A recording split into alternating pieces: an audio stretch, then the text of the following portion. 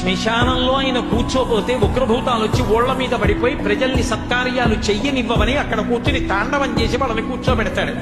పార్వతీదేవి అడిగింది మహాభారతం అనుశాసనిక పర్వంలో, శుభ్రమైన కైలాసం ఉండగా, ఇంత ఐశ్వర్యం ఉండగా, చింతామణి గృహం ఉండగా శ్మశానంలో ఎందుకుంటున్నారని అడిగింది. అడిగితే ఆయన చెప్పాడు, పార్వతి బతికున్న నాళ్ళు అన్ని చోట్లకి వెడతారు, ఏమీ తోచట్లేదు, శ్మశానానికి వెళ్ళొద్దామని ఎవరు రారు పార్వతి.